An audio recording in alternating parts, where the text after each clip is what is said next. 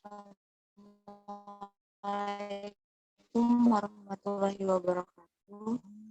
Kami dari kelompok 8 yang anggota, saya sendiri Salisa ya, dan rekan saya Ibdah Zahira.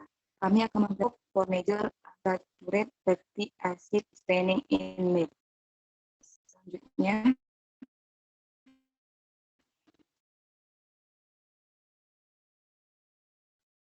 Selanjutnya ada pendahuluan di mana lipid adalah salah satu konstituen susu yang paling signifikan. Mereka memberikan energi dan juga atribut sensorik dan fisik yang khas untuk produk susu.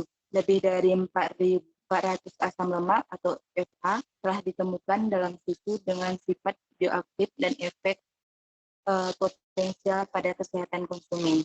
Selanjutnya, elektroforensis kapiler atau CA baru-baru ini digunakan dalam pengembangan metode alternatif untuk penentuan asam lemak di beberapa matriks, terutama mempertimbangkan deteksi penyerapan ultraviolet atau UV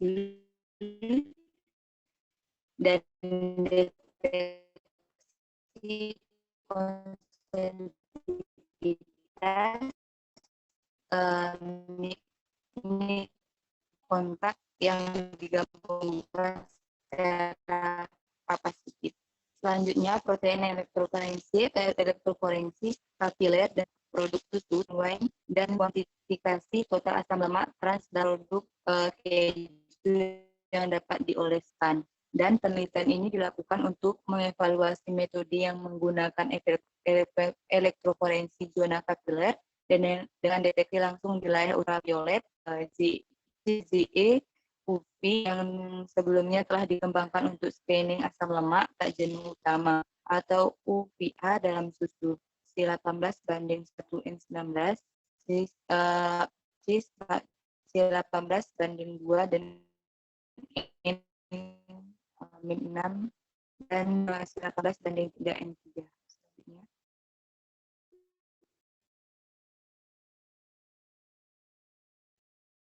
Berikutnya adalah sampel penelitian, di mana sampel yang digunakan ialah 6 jenis susu bubuk sapi untuk yang diproduksi oleh sebuah perusahaan susu di Brazil.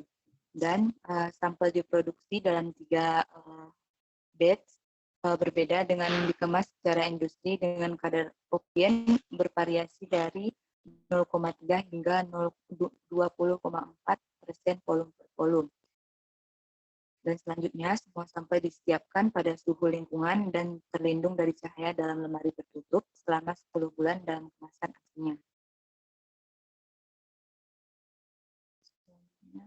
Selanjutnya ada metode penelitian, di mana yang pertama sekitar 150 mg susu bubuk disamponifikasi dengan 2 ml larutan natrium hidroksida metanol atau 0,5 mol per L-1, dan yang kedua hidrolisis basah dilakukan dalam penanganan air panas di bawah reflux selama 25 menit pada suhu 75 sampai 80 UC.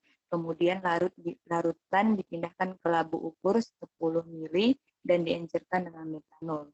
Selanjutnya, semua sampel disiapkan dan dianalisis dalam duplikat asli dan analisis dilakukan tepat setelah persiapan dalam botol ember. Dan yang terakhir, pengeceran kedua dilakukan dalam labu ukur 1 ml untuk mendapatkan 30% volume per volume sampai sampel dan 0,5 mmol L-1 C9:1 N-9 digunakan sebagai standar internal atau IS dalam larutan akhir. Selanjutnya akan dilanjutkan oleh rekan saya. Bukan sampai metode penelitian.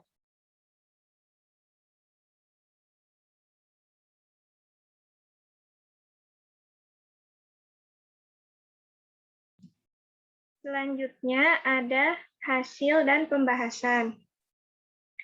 Berikut ini adalah gambar elektroferogram campuran standar asam lemak pada 0,5 milimol liter pangkat min 1 dan sampel susu bubuk yang dianalisis dengan elektroforesis zona kapiler di bawah deteksi langsung serapan ultraviolet.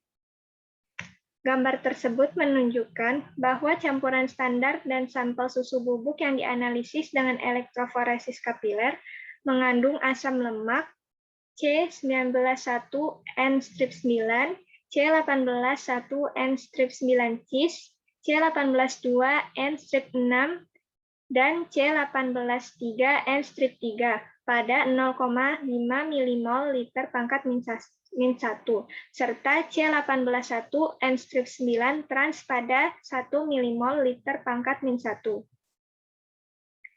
Dari hasil yang didapat, diketahui bahwa C18,1N-9 cis adalah asam lemak utama dalam sampel, seperti yang diharapkan. Kandungan C18,1N9 cis dalam sampel susu bubuk berkisar antara 21,1 hingga 27% dari total asam lemak yang ada. Sedangkan kandungan C18,2N6 dan C18,3N3 ditemukan bervariasi dari 2,4 hingga 2,9%. Dan dari 1 sampai 1,1 hingga 1,8%. C18,2N-6 dan C18,3N-3 juga diidentifikasi pada semua sampel susu bubuk, meskipun dalam proporsi yang lebih kecil jika dibandingkan dengan C18,1N-9 cis. Perlu juga diketahui bahwa waktu analisis berjalan hanya selama 4 menit, yang merupakan waktu tercepat, mengingat semua metode yang sudah digunakan untuk analisis produk susu oleh elektroforesis zona kapiler ultraviolet.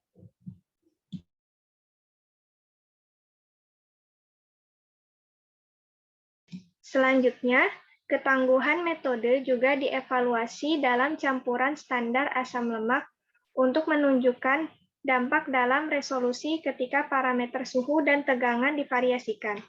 Berikut ini adalah tabel uji ketangguhan dari berbagai variasi suhu dan tegangan dalam resolusi yang berdekatan dari campuran standar. 9 percobaan dilakukan berdasarkan 32 desain faktorial penuh, matriks kontras dan resolusi antara pasangan kritis yang dihitung sebagai respons dalam kondisi instrumental yang optimal, yaitu pada percobaan F. Resolusi 1,3 dihitung untuk semua pasangan yang berdekatan, kisarannya dari 1,3 hingga 3,8. Ketika memvariasikan suhu dan tegangan dalam 3 unit, resolusi terganggu dalam berbagai kasus, seperti pada percobaan I, yang memberikan resolusi terendah dengan mempertimbangkan semua pasangan yang berdekatan, yaitu berkisar dari 1,2 hingga 3,3. Namun, dalam semua percobaan, resolusi yang lebih tinggi dari 1 diamati untuk semua pasangan yang berdekatan, yang menunjukkan ketahanan metode untuk pemisahan asam lemak tak jenuh utama dalam susu. Kedua faktor tersebut memiliki kepentingan yang signifikan dalam resolusi pada elektroforesis kapiler, karena suhu terkait dengan viskositas larutan yang dapat mempengaruhi mobilitas elektroforesis, dan tegangan dapat mempengaruhi mobilitas elektroosmotik.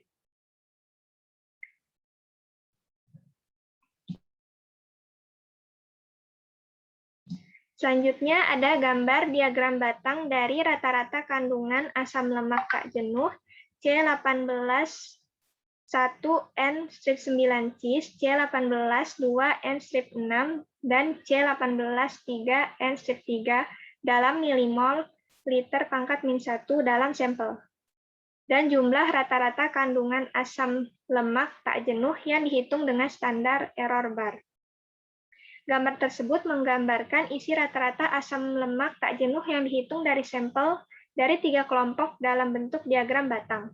Dengan mengamati gambar, kita dapat mengetahui bahwa tidak ada penurunan signifikan dalam kandungan asam lemak tak jenuh yang dapat dirasakan pada sampel yang dikemas dengan konsentrasi oksigen yang lebih tinggi, mengingat 3 batch sampel yang dianalisis berbeda. Selain itu, ketika membandingkan hasil rata-rata untuk kandungan asam lemak tak jenuh dalam sampel yang dikemas dengan konsentrasi oksigen rendah, dan tinggi dengan ANOVA satu arah, juga dapat dicatat bahwa perbedaan antara rata-rata tidak signifikan secara statistik, karena semua nilai p-value yang dihitung lebih tinggi dari 0,05.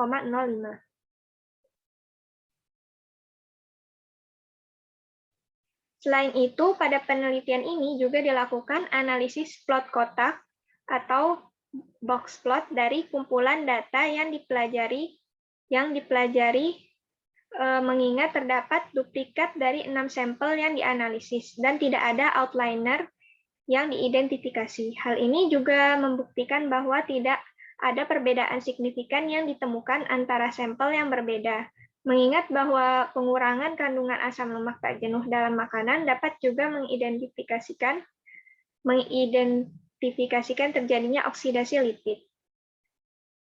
Temuan ini mungkin menunjukkan bahwa oksidasi lipid tidak dapat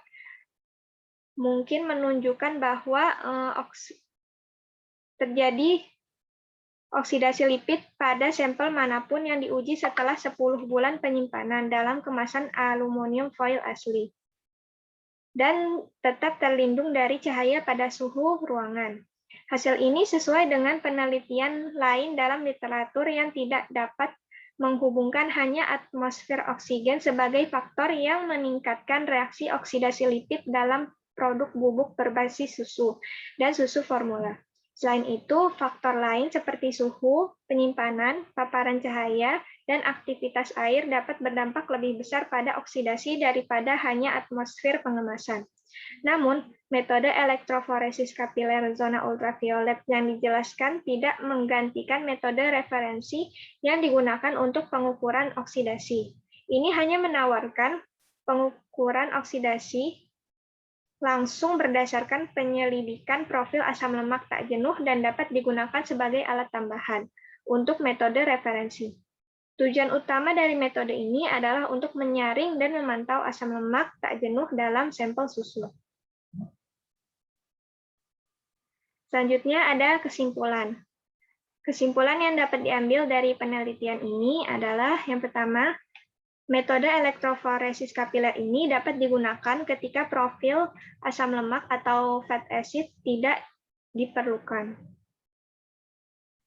Yang kedua, ada pendekatan alternatif ini mudah dan lebih cepat daripada metode GC tradisional untuk pemantauan unsaturated fat acid atau asam lemak tak jenuh. Yang ketiga, metodologi ini sangat selektif dan menawarkan kepekaan yang besar untuk asam lemak tak jenuh. Yang terakhir, metode elektroforesis kapiler nyaman untuk rutinitas karena waktu analisis kurang dari 4 menit atau singkat, tidak memerlukan kolom pemisahan khusus dan mengikuti prinsip kimia hijau karena sejumlah kecil bahan kimia dan sampel yang digunakan. Ya, sekian presentasi dari kami kelompok 8. Terima kasih dan maaf jika banyak kekurangan dan kesalahan. Wassalamualaikum warahmatullahi wabarakatuh.